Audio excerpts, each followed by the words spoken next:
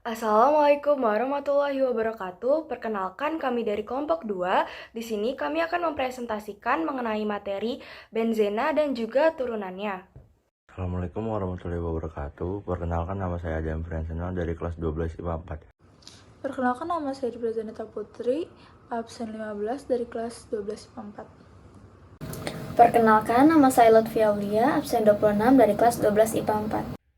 Perkenalkan, nama saya Rio Jumrana Putar, nomor absen 38 dari kelas 12 IPA 4. Perkenalkan, nama saya Sarah Zafira Lubis dari kelas 12 IPA 4 dengan nomor absen 40. Perkenalkan, saya Yunita Nisa Putri dari kelas 12 IPA 4, absen 42. Saya akan menjelaskan apa itu benzena dan turunannya. Benzena dan turunannya merupakan senyawa yang sudah diterapkan dalam kehidupan sehari-hari, seperti pada penggunaan aditif bensin sampai aditif makanan, mulai dari bahan baku pewarna tekstil sampai bahan baku peledak. Struktur benzena dan turunannya. Pada struktur senyawa benzena berupa rantai karbon siklik dengan jumlah rantai karbon 6 dan juga memiliki ikatan rangkap terkonjugasi. Pada tahun 1872, August Kekule menjelaskan bahwa benzena merupakan suatu rantai siklik segi 6 dengan atom karbon sebagai titik sudutnya. Karena karbon memiliki 4 elektron valensi, dia menyatakan bahwa dalam struktur benzena terdapat 3 ikatan rangkap 2 dan 3 ikatan tunggal yang terletak berseling-seling. Ikatan rangkap ini mudah sekali bergerak sehingga menyebabkan sukar untuk diadisi. Pergerakan ikatan rangkap yang sangat cepat dalam struktur suatu senyawa kimia disebut dengan resonansi. Menurut teori Kekule, alasan mengapa benzena sukar diadisi karena ikatan rangkapnya membentuk resonansi, dan juga alasan mengapa hanya ada satu macam monosubstitusi benzena adalah karena benzena yang berbentuk siklis sehingga dimanapun gugus baru ditetapkan posisinya tetap pertama. Adapun alasan mengapa hanya ada 3 macam disubstitusi benzena adalah karena benzena memiliki 6 atom karbon yang membentuk sehingga jarak atom sejauh adalah pada atom karbon ketiga relatif terhadap karbon ke-6. Selanjutnya ada nama-nama turunan benzena. Yang pertama adalah monosubstitusi. Benzena monosubstitusi adalah benzena yang memiliki satu substituen yang menempel pada cincin benzenanya. Nah, selanjutnya berikut ini ada nama-nama UPAC dan nama-nama trivial dari beberapa benzena monosubstitusi. Yang pertama ada metilbenzena yang merupakan toluena. Yang kedua ada fenyletena yang merupakan stirena. Selanjutnya ada hidroksibenzena yang merupakan fenol. Selanjutnya ada metoksibenzena yang merupakan anisol. Selanjutnya ada fenyletanol yang merupakan benzyl alkohol. Selanjutnya ada fenilmetanol yang merupakan benzaldehid. Dan selanjutnya ada asam fenilmetanoat yang merupakan asam benzenoat. Selanjutnya ada etanon yang merupakan asetofenon. Dan selanjutnya ada nitrobenzena yang merupakan nitrobenzena. Dan selanjutnya ada aminobenzena yang merupakan anilina. Dan juga ada asam benzena sulfonat, halobenzena. Nah, halobenzena ini bisa merupakan fluorin, klorin, bromin, atau iodin. Nah, selanjutnya ada cyanobenzena. Yang kedua, ada nama turunan benzena yaitu disubstitusi benzena. Benzena disubstitusi ini pada cincin benzenanya itu terdapat 2 substituen yang menempel. Nah, aturan tata nama penamaan untuk disubstitusi benzena ini tuh kayak alkana.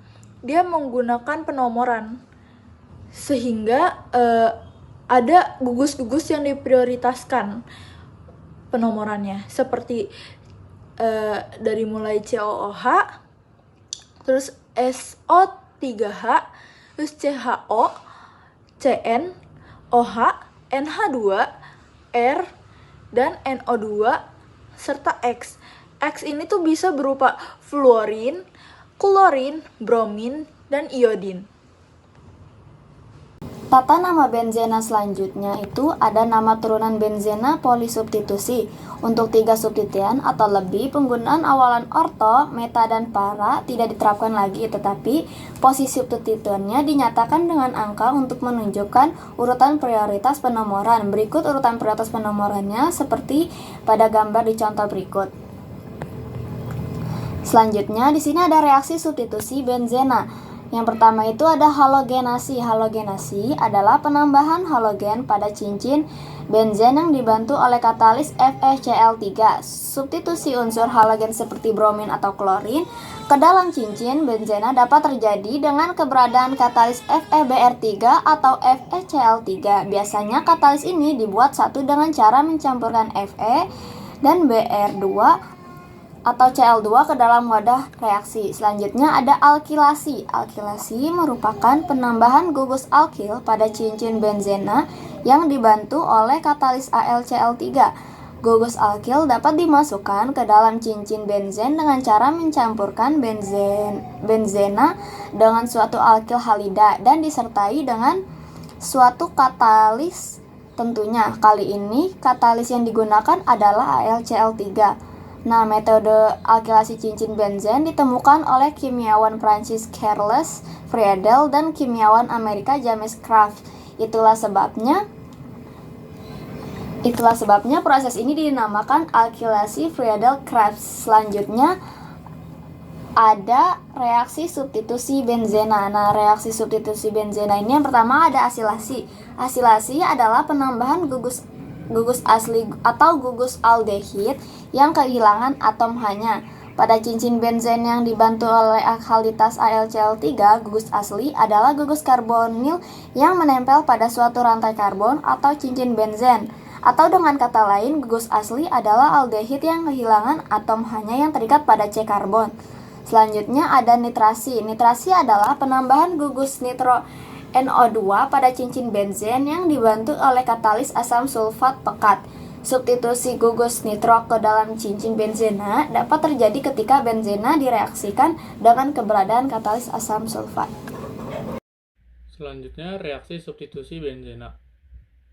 Sulfonasi. Sulfonasi adalah penambahan gugus sulfonat pada cincin benzen yang dibantu oleh katalis asam sulfat pekat. Substitusi gugus akan sulfonat pada cincin benzen dapat terjadi ketika benzen direaksikan dengan asam pirosulfat atau asam sulfat pekat berasap atau oleum. Selanjutnya, reaksi adisi benzena. Adisi benzena memerlukan suhu dan tekanan yang tinggi. Benzena tidak bisa mengalami adisi pada kondisi normal, akan tetapi jika benzema direaksikan dengan gas hidrogen pada suhu dan tekanan tinggi serta dengan keberadaan katalis platina, maka benzena dapat diadisi menghasilkan sikloheksana. Reaksi pada turunan benzena. Reaksi oksidasi alkil benzena ketika dioksidasi menggunakan oksidator kuat seperti KMNO4 panas. Semua alkil benzena berapapun jumlah atom C-nya akan berubah menjadi asam benzoat. Selanjutnya adalah reaksi esterifikasi fenol atau reaksi Kolbe. Fenol adalah senyawa yang sedikit bersifat asam.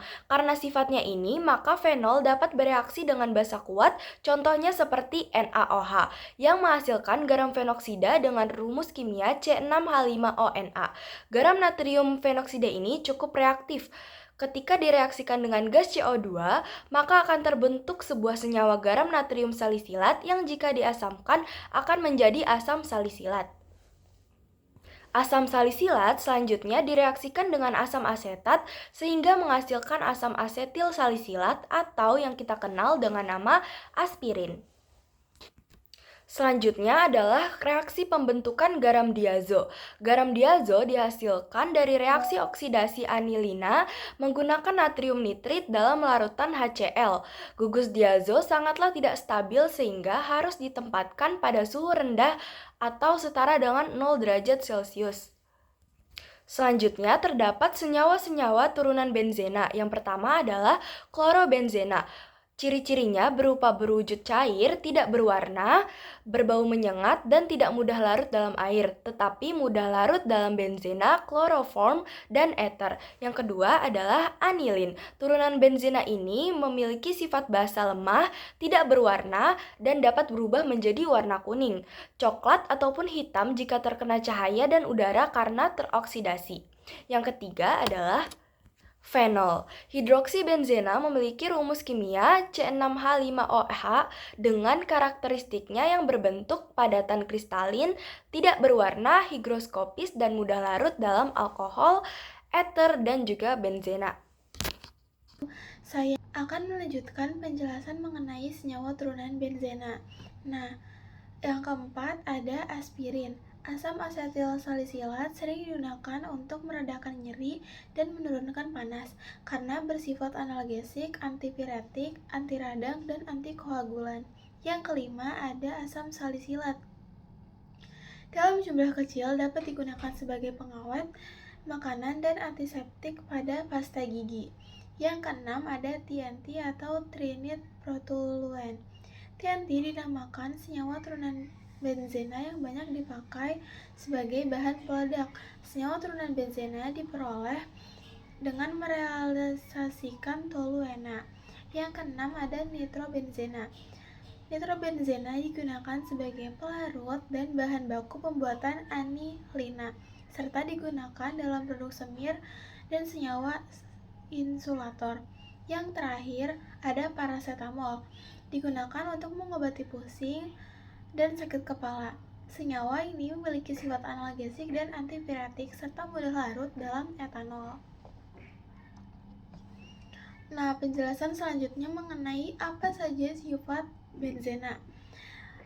Secara fisika, sifat yang pertama yaitu tidak berwarna, yang kedua berupa cairan bening pada suhu ruang, yang ketiga mudah menguap, yang keempat mempunyai titik didih 80 derajat Celcius dan titik leleh 5,5 derajat Celcius, yang keenam kepadatannya 0,88, dan yang terakhir tidak larut dalam pelarut polar seperti udara, tetapi larut dalam pelarut yang kurang polar atau non-polar seperti ether dan tetraklorometana.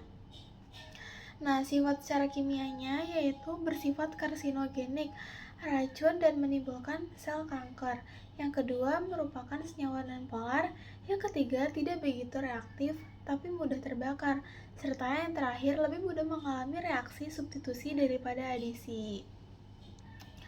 Penjelasan terakhir saya mengenai senyawa benzena dan turunannya ada di kegunaannya. Kegunaan yang pertama ada di industri petrokimia.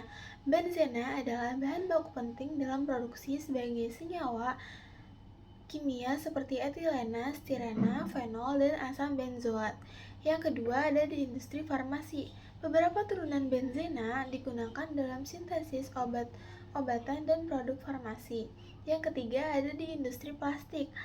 Stirena merupakan turunan benzena digunakan untuk membuat polimer polistirena.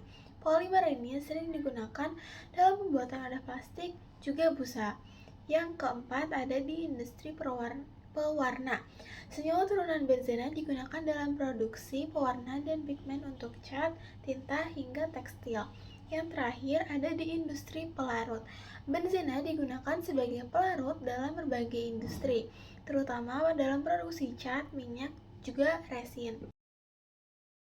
Jadi, kesimpulan yang didapat dari materi benzena dan turunannya adalah benzena dan turunannya merupakan senyawa unik yang terdapat dalam kehidupan sehari-hari. Nah, meskipun benzena dan turunannya ini dapat diterapkan dalam kehidupan sehari-hari, tapi sebagian benzena dan turunannya dapat menyebabkan penyakit. Nah, penyakit itu kayak kanker. Misalnya nih, benzena dan turunannya itu kan merupakan ada seperti soft drink, terdapat dalam mie instan. Nah, pengawet yang ada di sini itu merupakan benzena dan turunannya. Nah, jika dikonsumsi berlebihan akan menyebabkan penyakit seperti kanker. Nah, jadi benzena dan turunannya itu dapat memunculkan dampak positif dan juga negatif. Dan pada struktur benzena dan turunannya itu merupakan struktur siklik segi 6 menurut usulan August Kekulé. Dan benzena hanya dapat mengalami substitusi, sehingga benzena bisa dibedakan menjadi monosubstitusi, disubstitusi, dan juga polisubstitusi. Sekian dari kelompok kami, kurang lebihnya mohon maaf. Terima kasih. Wassalamualaikum warahmatullahi wabarakatuh.